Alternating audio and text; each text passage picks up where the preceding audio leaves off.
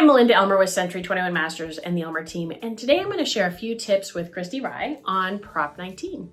So thanks so much for joining me today. Thank you for having me. It's an honor. Thank you. So one of the things we've been talking a lot about lately is Prop 19 and how it affects somebody in a divorce situation.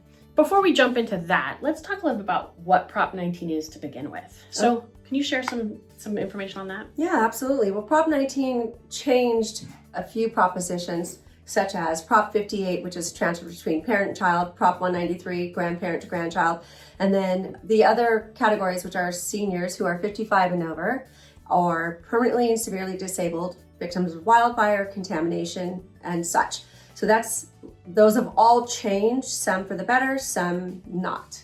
In a divorce situation where we see this affecting a couple, especially as we're seeing a lot of silver divorces, as they're calling them these days. Mm-hmm. So if you have a couple over the age of 55 and both parties, let's say they want to buy another house, could both of them use Prop 19?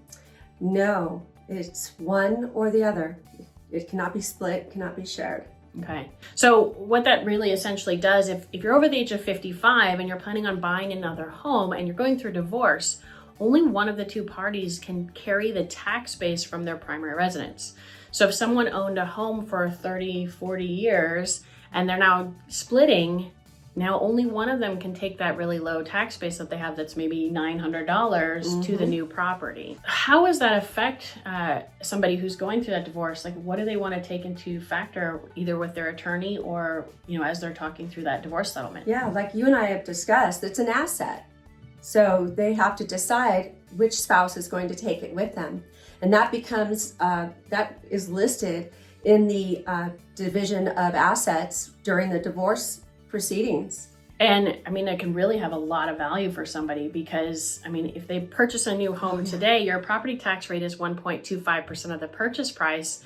And with the average sales price being $1 million these days, that's a pretty significant jump up if you were only paying $800-900 a year in your property taxes.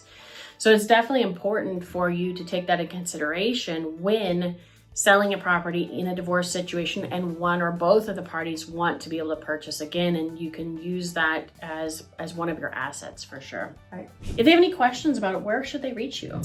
Well, you can reach me at my cell phone, 714-496-3678, or by email, Christy, KRISTIW